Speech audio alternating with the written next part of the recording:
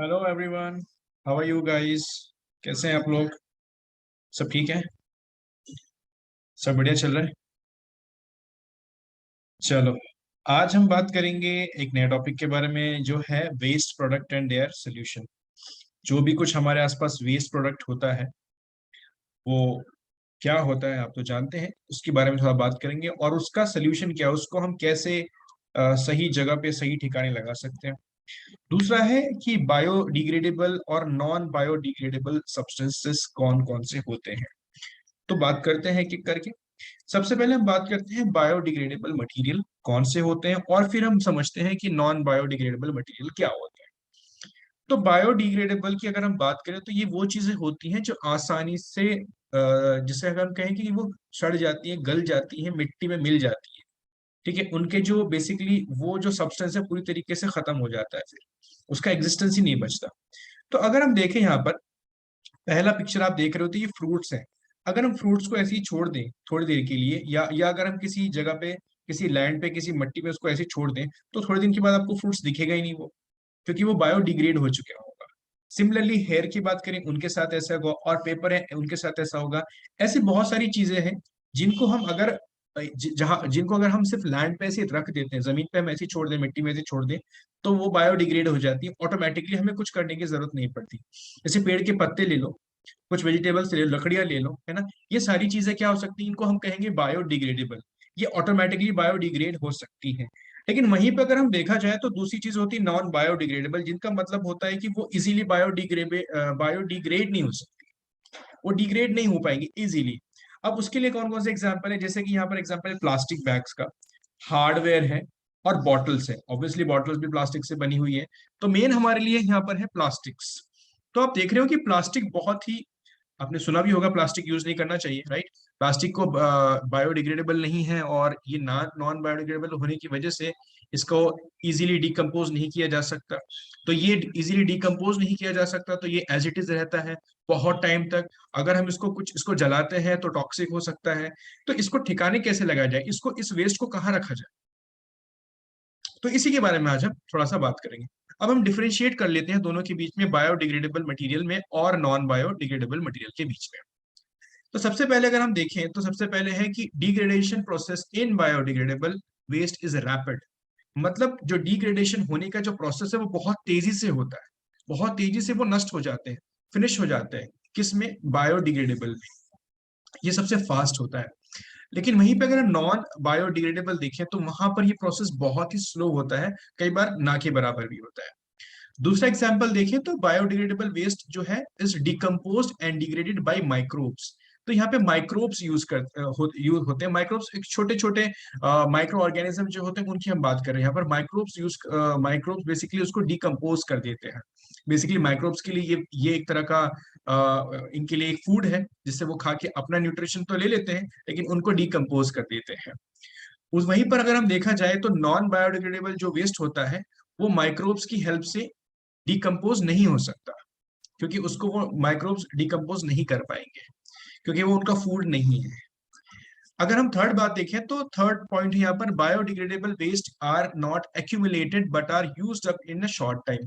मतलब वो जमा नहीं होता जाता। जैसे अगर आप प्लास्टिक को देखें तो प्लास्टिक के ऊपर प्लास्टिक, उसके ऊपर प्लास्टिक ऐसे जमा होता जाएगा और बहुत ज्यादा कचरे का ढेर लग जाएगा। लेकिन वहीं पे जो बायोडिग्रेडेबल होते हैं वो ऐसे होते हैं कि वहां पर आप अगर डाल दो तो वो पूरे के पूरे फिनिश हो जाते हैं। मतलब उसमें वेस्टेज कुछ मिलता नहीं है, सबका सब क्या हो जाता है, डिकम्पोज हो जाता है, बहुत कम टाइम में हो जाता है। वहीं पर जैसे मैंने आपको बताया कि जो नॉन बायोडिग्रेडेबल हैं वो क्या होते हैं, वो तो डिकम्पोज हो नहीं सकते इजीली, और कई बार तो हो ही नहीं पाते। तो फिर वो अक्यूमुलेट होते जाएंगे होते जाएंगे होते जाएंगे और कचरे का ढेर लग जाएगा बड़ा सा।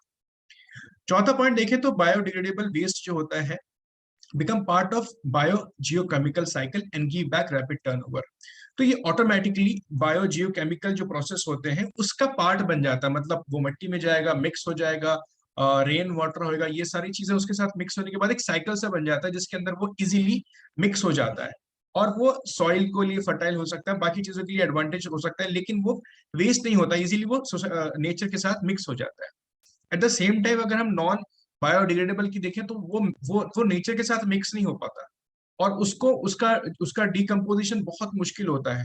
और बहुत टाइम लगता है उसको, बहुत ज्यादा स्लो है। तो प्लास्टिक को अगर हम रखें तो कई सालों तक प्लास्टिक एज इट इज रह सकता है, ना वो गलता है, ना वो सड़ता है, ना उसमें जंग लगता है। तो बेसिकली वो रिएक्ट ही नहीं कर पा रहा है किसी चीज के साथ, तो उसका उसका जो रिएक्शन इतना स्लो है कि वो किसी के साथ मिक्स नहीं हो पा सकता, और किसी के साथ मिक्स नहीं होगा, एट द सेम टाइम वो ना तो डिग्रेड हो पा रहा है, तो वो एज इट इज रहता है। और जिसकी वजह से फिर वो पाइलअप, एक के ऊपर दूसरा, दूसरे के ऊपर तीसरा, चौथा, पांचवा, ऐसे एक्यूमुलेट होते होते बहुत बड़ा कचरे का ढेर लग जाता है। लास्ट पॉइंट ये है कि जो बायोडिग्रेडेबल वेस्ट होते हैं वो यूज होते हैं एनर्जी मैन्योर के लिए, कंपोस्ट एंड बायोगैस के लिए। अब इससे देखो हमें कुछ फायदा भी हो रहा है। कचरा तो था ये, इस कचरे से हमने क्या बना लिया, कुछ कंपोस्ट बना लिया, कुछ बायोगैस बना लिया। बायोगैस को एज अ फ्यूल यूज कर सकते हैं, कंपोस्ट को हम लोग खेतों में डाल के अगेन उससे हमें जो सॉइल है उसको फर्टाइल बना सकते हैं। ये सारा चीजें हम यूज कर सकते हैं। लेकिन नॉन बायोडिग्रेडेबल में अगर आप देखो तो ये सारी चीजें हम यूज नहीं कर सकते, लेकिन वहां पर एक प्रोसेस होता है रिसाइकल वाला। तो रिसाइकल करके हम ये काम कर सकते हैं, रिसाइकलिंग में हम ये काम कर सकते हैं। लेकिन रिसाइकलिंग इजी नहीं होता, रिसाइकलिंग इजी भी नहीं होता, काफी एक्सपेंसिव भी होता है, और इसमें काफी टाइम भी लगता है, तो इतना इजी नहीं होगा। प्लस उसमें टाइम जाएगा और पैसा भी जाएगा। तो इसीलिए हम चीजें जो ऐसी यूज करनी चाहिए डेली लाइफ में ज्यादातर जो बायोडिग्रेडेबल हो, ठीक है, मोस्ट ऑफ द। और जो चीजें नॉन बायोडिग्रेडेबल अगर हमें यूज करनी भी पड़ती है तो फिर उन्हें हम ज्यादातर रीयूज करें, रिसाइकल करें। क्या कर सकते हैं उसके लिए हम आगे मैनेजमेंट में देखते हैं। तो जो वेस्ट मैनेजमेंट हायरार्की होनी चाहिए, कैसी होनी चाहिए, हम क्या क्या कर सकते हैं। जैसे कि एक सबसे पहले है रिड्यूस। इसका मतलब क्या है, आप ज्यादातर वो चीज यूज कीजिए जो इजीली डिग्रेड हो सके। ज्यादातर जैसे कि प्लास्टिक की जगह पेपर यूज कीजिए। पेपर को भी आप ऐसे यूज कीजिए, पेपर ऑब्वियसली बहुत जल्दी डिग्रेड हो जाता है तो हम उसको यूज करते हैं, तो हमारे लिए सोसाइटी में कचरे का पाइलअप, कचरे का ढेर बनना वो नहीं बन पाएगा अगर हम उसको यूज करें। तो पहली चीज हम रिड्यूस करना शुरू करें।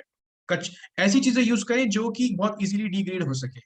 जो आसानी से डिग्रेड ना हो सकती हैं उनको हम यूज कम करें, उनका यूज कम करें, रिड्यूस करें उसको यूज करना।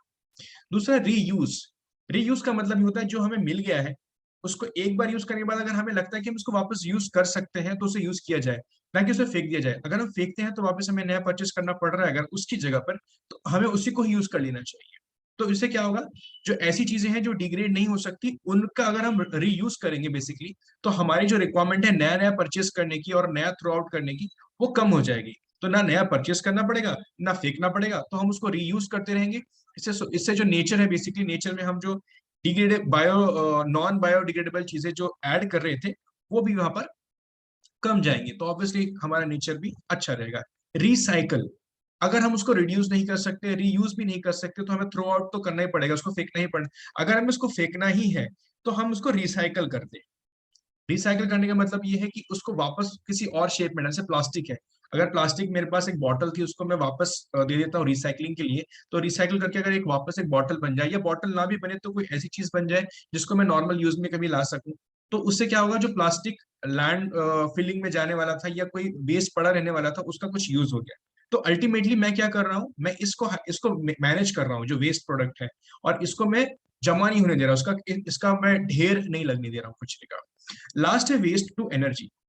तो जब अगर हम ऐसा वेस्ट टू एनर्जी का मतलब है recovery energy when you can not recycle. तो बेसिकली आपको क्या करना है, तो बेसिकली जब आप इसको ना तो रिसाइकल कर सकते हैं तो इसको आपको इसको एनर्जी में बेसिकली वेस्ट कर देना पड़ेगा, ठीक है, वेस्ट टू एनर्जी कर देना, मतलब इससे हमें कुछ ना कुछ अगर एनर्जी मिल सकती है तो हम उसको उसमें कन्वर्ट करें।